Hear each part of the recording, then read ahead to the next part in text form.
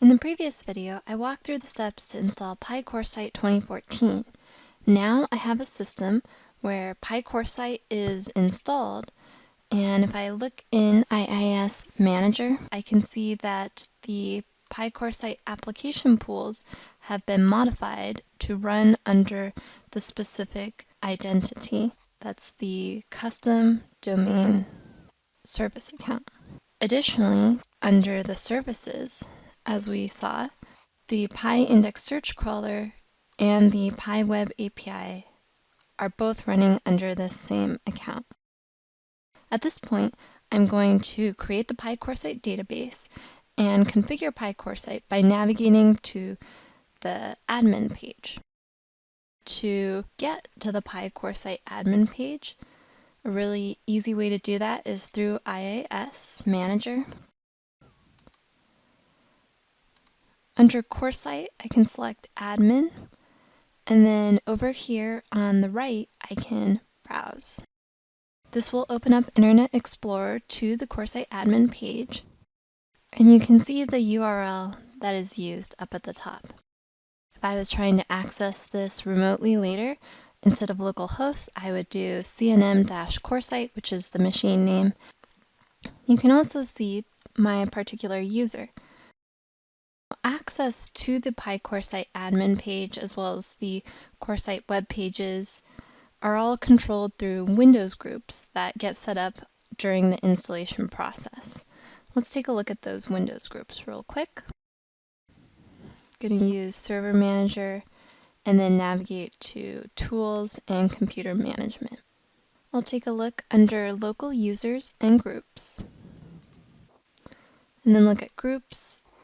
Here are the groups that were created during the installation. PI Coresight Admins, which controls access to the administration page that we were looking at. PI Coresight Users, which controls access to the Coresight pages. And then PI Web API Admins. PI Coresight administrators need to also be members of the PI Web API group in order to be able to add the PI server and AF databases in the admin page. Looking at these groups, by default, the user that ran the install kit has been added as a member of the PI Coresight admins, as well as the PI Web API admins. And then the PI Coresight users is the authenticated users. Any other users or administrators need to be added to these groups. Let's switch back to the PI Coresight admin page. We're looking right now at an overview, and there are several items that need to be configured, and you can either click these Manage Configuration or navigate to the Configuration tab to be able to add those. First one that I'm going to look at is Manage Configuration for the PI Coresight database. I'm going to use the administration page to create the PI Coresight database. For me to be able to do this successfully, I need to have the right SQL permissions to be able to create the Coresight database.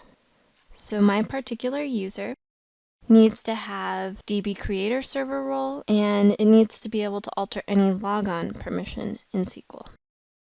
I'm going to jump to my SQL server so I can show you that I do have those permissions. I'll connect to my SQL server, and navigating to Security, and then Logins, I'm going to take a look at my user. Then I'll look under Server Roles. You can see that I do have DB Creator, and the alter any login permission is something that can be given, but if you already have Security Admin, then you do have that permission. You'll notice that I'm actually the system administrator for SQL, so I have additional permissions, but the ones that I just pointed out are the ones that would be required. While we're in SQL, there's a couple other things that I want to point out. Looking at SQL Server Management Studio. Under Databases, you can see that my PyFD database is here. It's recommended to use the same SQL server that is used for AF for PI Coresight.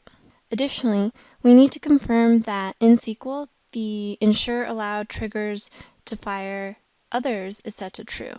We can confirm this by right-clicking on the instance, going to Properties, and under Advanced, we can confirm that this is set to true.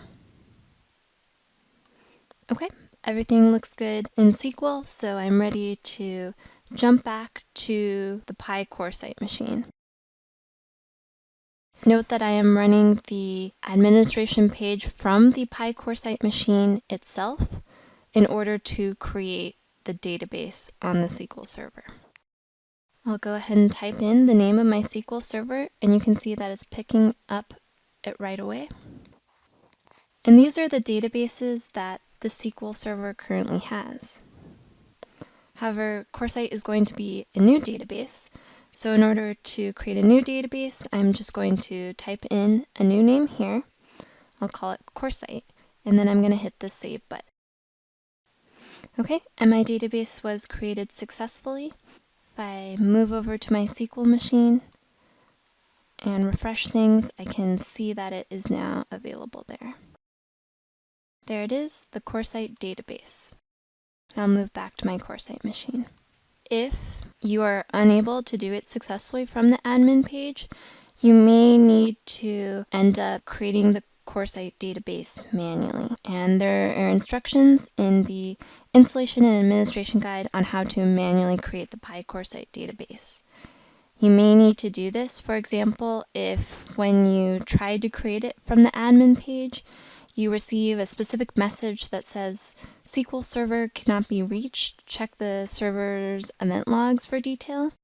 And then you can confirm in the event viewer logs on the PI Coresight machine under PI symbols. There will also be a message there that says error while testing for SQL server connectivity, login failed for user NT authority anonymous login. If you receive that message, go through the process in the installation and administration guide to manually create the PI Coresight SQL database. Additional configuration that we'll need to do is setting PI servers, PI AF servers. So I'm going to switch tabs. You can see that it has picked up the name of the server. This is the default server that has already been added and is, you can see under the SDK utility. So I'll go ahead and test the connection, and I'll go ahead and allow and hit save. I'll also look at the PI AF servers, and I'm going to test the connection to CNM-AF. This is picking up the AF servers that have been added in PI System Explorer locally on this Coresight machine. When I hit test connection, you can see that it doesn't seem to be successful, and there's actually an additional permission that we're going to need to add to the AF server in order for this to work. So let me open up PI System Explorer on this machine, and we'll look at those permissions. I'll navigate to Database and check out the permissions. So first, I'll check the permissions on the AF server, so security and then server. I can see that everyone has read access, so that's good. And I can even see that the specific account that I'm running Coresight under was also, I had added that access previously, but everybody has read access to the AF server. I'm going to also look at the configuration database. So one thing that I'll need to add is I will need to give the service account read access to the configuration database. Specific elements were created for the PiWeb API under the configuration database, and those elements have the service account with access, but in this case, since everyone did not have read access to my configuration database, I will need to add the service account. If everyone has read access to your configuration database, you wouldn't need to do this.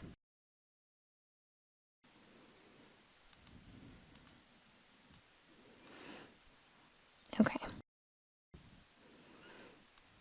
Also, we can see that for given databases that the AF security was set up, So those particular databases, either everyone has read access to, or for other databases that I'm going to be wanting to see in PI Coresight that everyone doesn't have access to by default, that the service account has read access to those. And the elements within those databases also have to have access as well. Now that I've made that change, let me go ahead and test the connection. Now we can see that the connection was successful, and the databases that the service account combined with the user that I am logged in as, both those have to have permissions. And these are the ones that I have permissions to and the service account has permissions to. I'm going to add discrete manufacturing, and that's the only AF database that I'm going to choose to add at this time.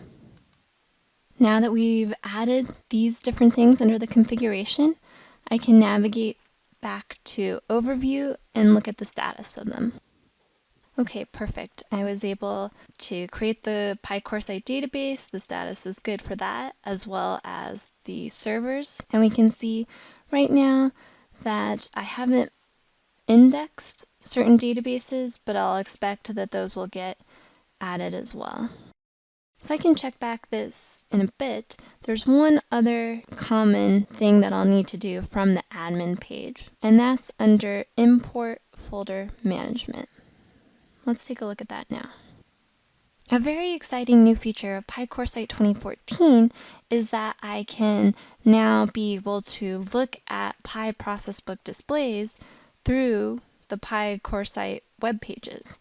And in order to do that, I'll need to put any PI ProcessBook displays in a specific folder, and then those that are in that folder will be able to be viewed.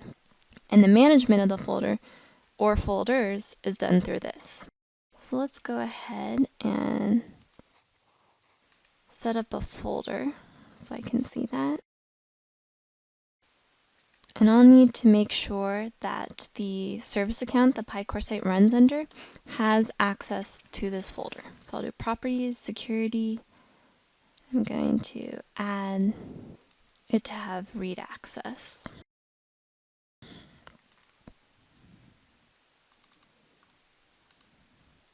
So that's this path here. And I can add this along with a friendly name. So if you're bringing in things from different locations and you want to make it clear which locations those are or not expose the folder path, you can give it any name that will make sense. Great, I've got this folder added, and I could add more folders if I want. For now, let's stick with this one, and let's return to the overview page and confirm that the AF database was indexed. Okay, looks like it's indexed, so everything should be good to go. At this point, let's first access the PI Coresight page. Now this is something that I can do using IIS Manager.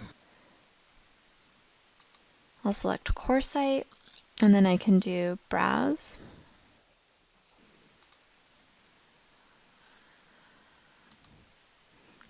And you'll notice it opened the PI Coresight page. There's a new home page for PI Coresight, and the URL compared to the admin page, you can see it's just the localhost / Coresight instead of localhost / Coresight / admin. And in order to do the tests, we're going to go ahead and create a new Coresight display to make sure that everything's working properly. So we'll go ahead and use this new display button right here. The new display button is going to be missing if Silverlight is not installed on this machine. Keep in mind that any client machine accessing PI Coresight is going to require Microsoft Silverlight version 5.1.20125.0 or later. I'm going to go ahead and create a new display.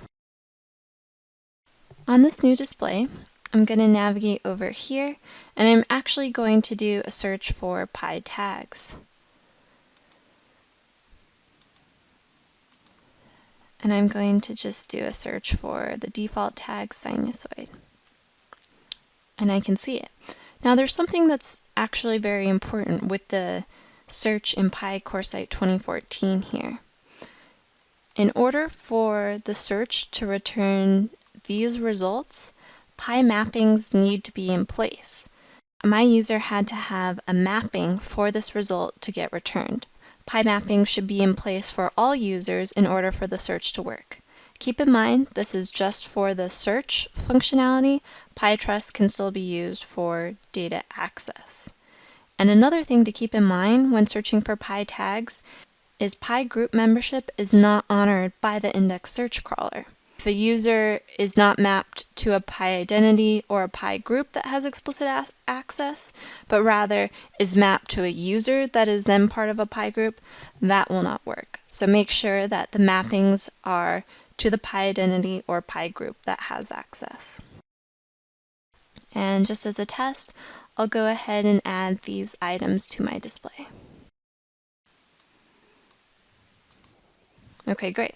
We've got PI Coresight, it's working on the local machine, but now I want to be able to have my user or other users access PI Coresight from a browser that's not local to the PI Coresight machine.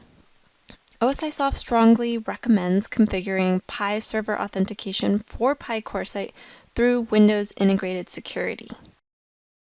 Remember, Windows Integrated Security requires that you use PI mappings to authenticate users. So the mappings are already in place, which is good, but Windows Integrated Security also requires Kerberos delegation. And Kerberos delegation is a way that's basically enabling users in a distributed application environment to be able to access remote data sources, and this is done through Windows authentication. So I'm going to want to make sure that Kerberos is set up. I am following the recommendation, which is that the Coresight application pools that we saw in IIS, they're running under this domain account, OSI SVC PI Kerberos. So this is the account that we'll need to set up Kerberos delegation for. In order to do this, there's three things that need to really be done. We're going to have to turn off kernel mode. We'll need to have HTTP SPNs for this domain account created, and the domain account will need to be trusted for delegation. So I've worked with my IT department. IT has made sure that this particular account is trusted for delegation, and they've also set up the SPNs for this account. Now, what those look like, I can just show you the SPNs request that I sent to them was basically to set these SPNs. There's one that's for the short name, there's one for the fully qualified domain name. And I can confirm that these SPNs have been set using the command prompt. So I'll go ahead and show you that.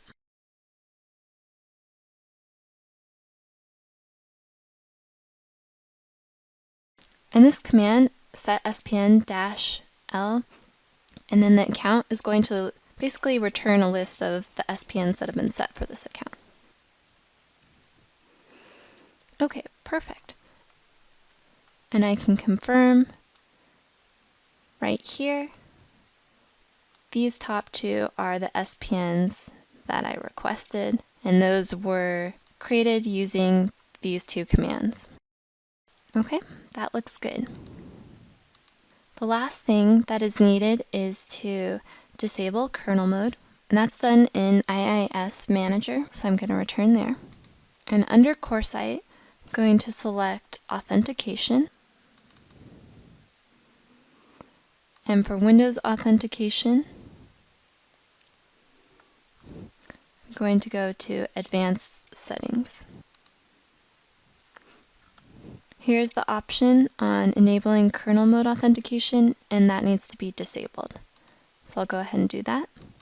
Now that I've made this change, in order to make sure that it gets picked up correctly, since I only have Coresight installed on this machine, nothing else is running, in order to just quickly make sure, I'm going to go ahead and do an IIS reset. Now I'm ready to open Internet Explorer or any type of browser on another separate machine and make sure that I can still access PI Coresight. So you can see this is a browser that I just opened up. This is actually on my laptop, and I'm going to navigate to the Coresight page.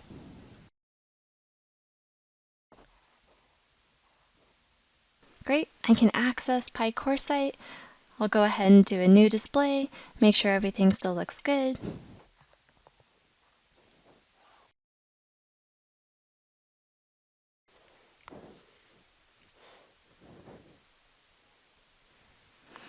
So I've added that, and let's also look at some AF items too.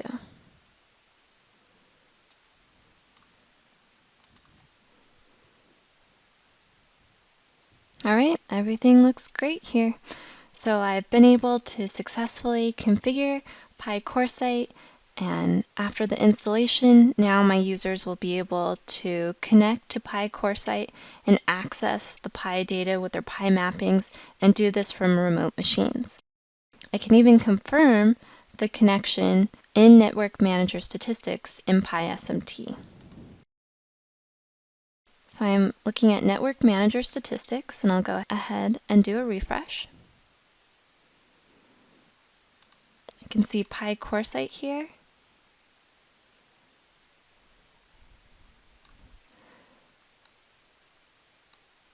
And for the remote connection, I can see here I'm passing my user, and I can also see the service account. If for some reason you are unable to configure Kerberos and use Windows Integrated Security, you can still use Trust. However, keep in mind, mappings are more secure and they allow you the ability to control access to data. If for some reason you are unable to do that, I'll just quickly show you what settings you would do for the situation where you're using a PI Trust. Under Mappings and Trusts, this was the mapping that we were using. I'm going to go ahead and disable this. Under Trusts, here you can see that I've already created some trusts for PI Coresight, and I've mapped those to that same PI Coresight service account identity that then has the right access to the databases and points. Now I'm going to switch and look at the Coresight machine again. Here, I'm going to make some changes as well.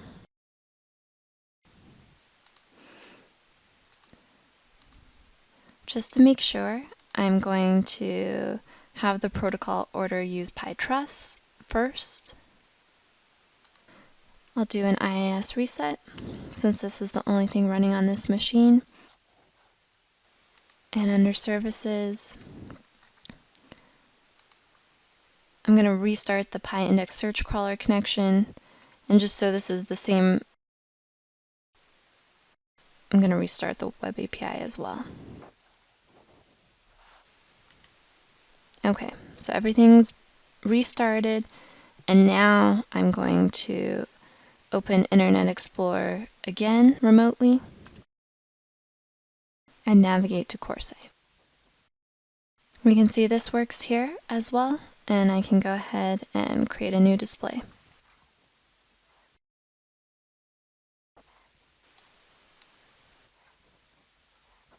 And I'll confirm that our new connection is using a PI Trust back under Network Manager Statistics. And we can see these W3 WP EXEs, and they're coming in with the trust instead. This is another way to have access, but keep in mind it's less secure and you can no longer control data because everybody will be given the same access because the trust has access to everything. Hope you've enjoyed this video and have a successful PI Coresight 2014 installation yourself.